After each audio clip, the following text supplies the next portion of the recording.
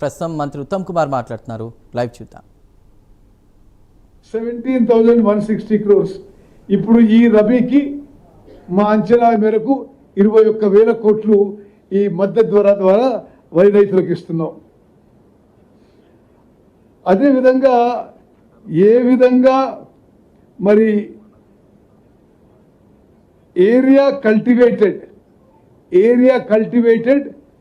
And estimated production కూడా మీ ముందు ఉంచడం జరిగింది. Next boiled rice allocation district centre. ఒక నిమిషం. ఓకే, ఖరీఫ్ పంటలో 25 ఏళ్లలో మొదటిసారి సుమారు 72 లక్షల మెట్రిక్ టన్ల వరి ధాన్యం కొనుగోలు చేయడం జరిగింది. 11.65 lakh ఫార్మర్స్ బెనిఫిటెడ్. 19,114 కోట్ల రూపాయలు పేమెంట్ చేయడం జరిగింది. మరి అదేవిధంగా నెక్స్ట్ ఎంఎస్పి పేమెంట్స్ మీరు చూడండి.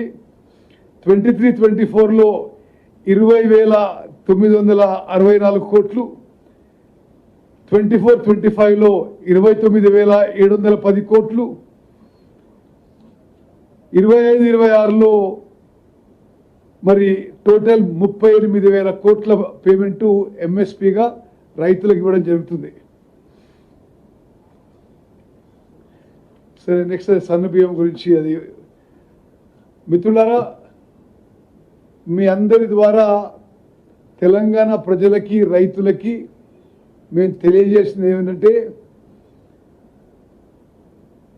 రికార్డు ప్యాడీ ప్రొడక్షన్ అయినా హైయెస్ట్ క్వాంటిటీ ఆఫ్ ప్యాడీ కొనుగోలు చేయడానికి ప్రభుత్వం అన్ని ఏర్పాట్లు చేసుకోవడం జరిగింది. 21,000 కోట్ల రూపాయలు కేటాయించడం జరిగింది.